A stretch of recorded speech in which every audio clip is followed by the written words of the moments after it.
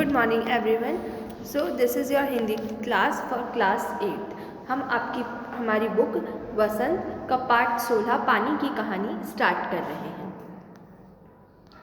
मैं आगे बढ़ा ही था कि बेर की झाड़ी पर से मोती सा एक बूंद मेरे हाथ पर आ पड़ी। मेरे आश्चर्य का ठिकाना न रहा जब मैंने देखा कि ओस की बूंद मेरी कलाई पर से सरककर हथेली पर आ गई है। तो यहाँ पे किस तरह से स्टार्ट किया गया है हमारे चैप्टर को, जिसमें बताया कि जैसे जैसे जो यहाँ पे लेखक हैं वो आगे बढ़ रहे थे, वैसे ही क्या हुआ था कि वहाँ पे बेर की झाड़ियाँ थी, ठीक है, और उन झाड़ियों से झड़कर एक मोती जैसी बूंद पड़ी जो काय की थी, पानी की थी। और किस कारण से थी वो वहाँ पे? क्योंकि ओस थी, ठीक है ना। रहा जब मैंने देखा कि ओस की बूंद मेरी कलाई से सरककर हथेली पर आ गई। मेरी दृष्टि पड़ते ही वह ठहर गई। थोड़ी देर में मुझे सितार के तारों की सी झंकार सुनाई देने लगी, और फिर थोड़ी ही देर में, क्योंकि जब ऐसा हुआ था तो इन सब चीज़ों से, ओस की बूंद से, जो लेखक थे वो बहुत ज़्यादा हैरान थे। इसलिए उन्हें लगा कि और इतने में ही क्या हुआ, उन्हें सितार के तारों की झंकार सुनाई देनी शुरू हो गई। मैंने सोचा कि कोई बजा रहा है, और उन्हें कैसा लगा जैसे मानो कोई सितार बजा रहा हो। चारों ओर देखा, कोई नहीं, यानी कि जब उन्हें अपने चारों ओर देखा वहाँ कोई भी नहीं था। फिर अनुभव हुआ कि यह स्वर मेरी हथेली से निकल रहा है, और फिर उन्हें ऐसा महसूस हुआ जैसे मानो कि ये स्वर उनकी हथेली से निकल रहा हो। ध्यान से देखने पर मालूम हुआ कि बूंद के 2 कण हो गए हैं, और वे दोनों हिल हिल कर यह स्वर उत्पन्न कर रहे हैं, मानो बोल रहे हों। और फिर वो जो उनके एक बूंद उससे झाड़ी से, बेर की झाड़ी से गिरी थी, वो उनकी हथेली तक आ गई थी, और अब वो 2 भागों में बट गई थी, मतलब 2 बूंदें बन गई थी, और वो आपस में भिड़ने पर ऐसा स्वर निकल रहा, सितार जैसा स्वर निकल रहा था, और ऐसा उन्हें महसूस हो रहा था जैसे मानो वह कुछ बोल रही हो। उसी सुरीली आवाज़ में मैंने सुना, सुनो सुनो। मैं चुप था, और उनको कैसे महसूस हुआ उस आवाज़ में, जैसे कि आवाज़ में किस चीज़ की धुन सुनाई गई, सुनो सुनो। फिर आवाज़ आई, सुनो सुनो। अब मुझसे ना रहा गया, मेरे मुख से निकल गया, कहो कहो।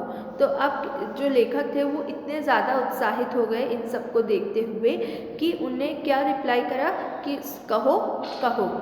ओस की बूंद मानो प्रसन्नता से हिली और बोली, मैं ओस हूँ।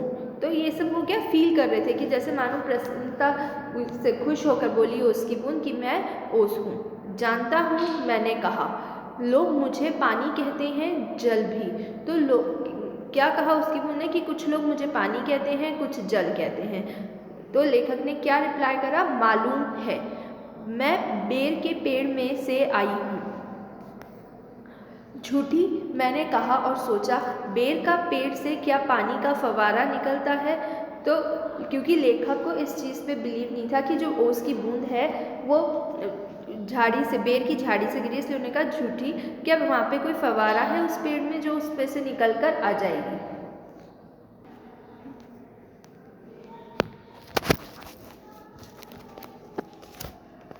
बूंद फिर हिली, मानो मेरे अविश्वास से उसे दुख हुआ हो, और वो बूंद फिर से उनकी हथेली पे हिलने लगी। और लेखक को क्या महसूस हुआ कि जो उनका अविश्वास था, मतलब उनने बूंद, ओस की जो बूंद थी उस पर विश्वास नहीं किया कि वो बेर की झाड़ी से आई है, तो उनको ऐसा लगा जैसे बूंद को अविश्वास का से दुख हुआ हो। सुनो, मैं इस पेड़ के पास की भूमि से बहुत दिनों से इधर उधर घूम रही हूँ। मैं कर्णों का हृदय टटोलती फिर थी, एकाएक पकड़ी गई। और फिर उसे क्या कहा, सुनो कि मैं जो यहाँ की झाड़ियाँ हैं, जो यहाँ की भूमि है, उससे इधर उधर घूम रही हूँ इतने दिन से, पर मैं कर्णों का हृदय टटोलती फिर थी, एकाएक पकड़ी गई। कैसे? मैंने पूछा। फिर उन्होंने पूछा, तुम कैसे पकड़ी गई? वहाँ जो पेड़ तुम देखते हो ना, वह ऊपर ही इतना बड़ा नहीं है, पृथ्वी में भी लगभग इतना ही बड़ा है। तो उसकी बूंद ने क्या बोला कि जो पेड़ यानी बेर की झाड़ी जो तुम्हें दिख रही है इतनी बड़ी, वो सिर्फ ऊपर है, पृथ्वी के इतनी बड़ी नहीं है, वो पृथ्वी के अंदर भी इतनी बड़ी है। उसकी बड़ी जड़ें, छोटी जड़ें और जड़ों के रोए हैं। मतलब पृथ्वी के अंदर कोई पेड़ तो हो नहीं सकता, तो क्या था उस पेड़ का जड़ वाला जो भाग था वो पृथ्वी के अंदर था और वो जड़ें बहुत ज़्यादा फैली हुई थी, बड़ी थी, और उस बड़ी जड़ों के सिवा छोटी जड़ें भी थी और जड़ों के रोए भी थे, यानी छोटे छोटे रेशे।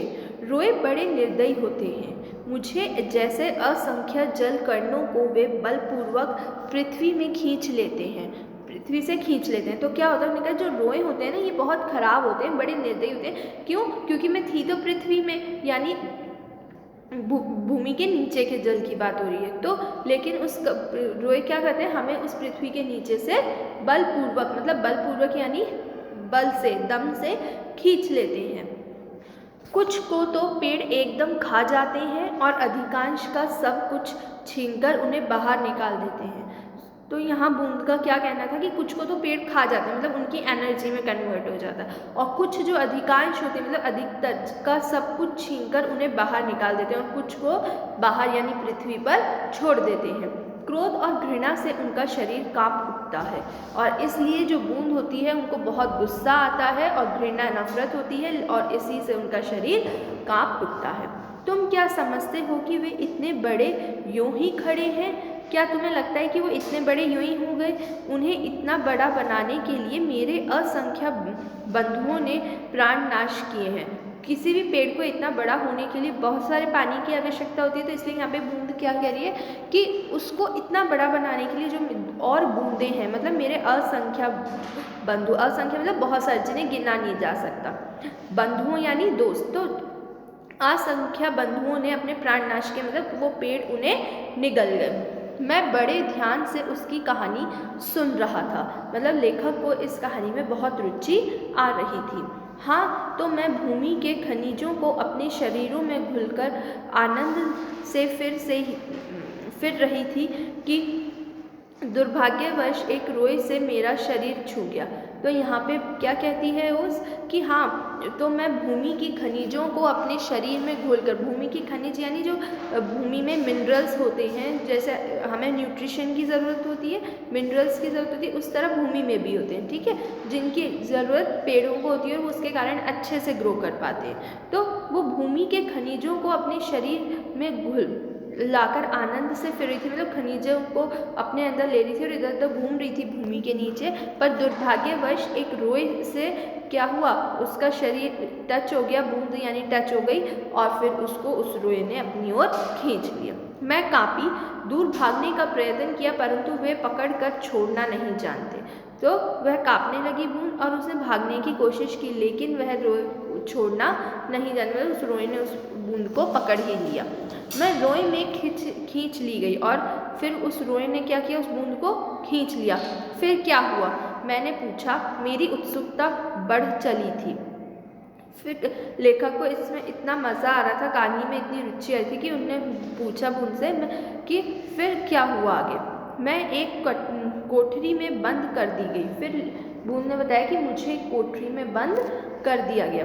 थोड़ी देर बाद ऐसा जान पड़ा कि कोई मुझे पीछे से धक्का दे रहा हो, और फिर कैसा लगा, जैसे कि कोई पीछे से धक्का दे रहा हो और कोई मानो हाथ पकड़कर आगे को खींच रहा है, और ऐसा लगा जैसे कोई पीछे से तो धक्का दे रहा है और आगे की तरफ खींच रहा है। मेरा एक भाई भी वहाँ लाया गया, और फिर एक भाई और आ गया, भाई आ गया मतलब एक बूंद और आ गई। उसके लिए स्थान बनाने के कारण मुझे दबाया जा रहा था, और क्योंकि उसके लिए स्थान बनाना था इसलिए इस बूंद को दबाया जा रहा था। आगे एक और बूंद मेरा हाथ पकड़कर ऊपर खींच रही थी, और उन्हें बूंद को ऐसा महसूस था कि आगे जैसे दूसरी बूंद खड़ी है और वो उसका हाथ पकड़ के उसे ऊपर की ओर खींच रही है। मैं उन दोनों के बीच पिस चली, और क्योंकि जो पीछे से धक्का दे रही है और जो आगे से खींच रही है, इन दोनों के बीच जो ये बूंद थी ये पिस गई थी।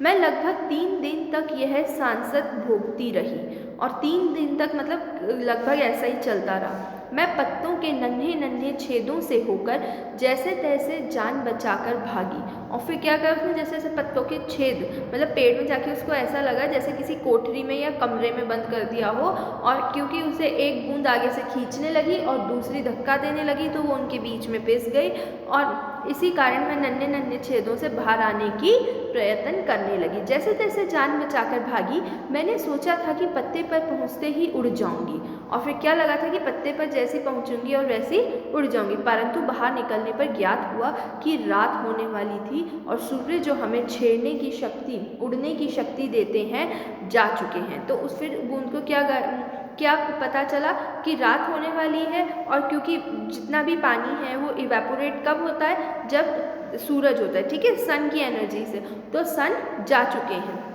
और वायुमंडल में इतने जल कण उड़ रहे हैं कि मेरे लिए वहाँ स्थान नहीं है। और फिर क्या मालूम हुआ कि वायुमंडल यानी एटमॉस्फेयर, हमारा जो एनवायरनमेंट है, उसमें ऑलरेडी इतने कण उड़ रहे हैं पानी के कि अब इसके लिए इनको, मतलब इस बूंद को लगा उसके लिए जगह नहीं है। तो मैं अपने भाग्य पर भरोसा कर पत्तों पर से सिकुड़ी पड़ी रही, और फिर वह पत्ते पर ही सिकुड़ी हुई रही। क्यों? क्योंकि बाहर रात हो गई थी और मुझे ठंड महसूस हो रही थी। अभी जब तुम्हें देखा तो जान में जान आई और रक्षा पाने के लिए तुम्हारे हाथ पर कूद पड़ी। और जैसे ही उसने लेखक को देखा तो उसको थोड़ा डर कम हुआ, जान में जान आई, और वह उसके हाथ, लेखक के हाथ पर अपनी रक्षा करने के लिए या अपने आप को सेव करने के लिए कूद पड़ी। Thank you.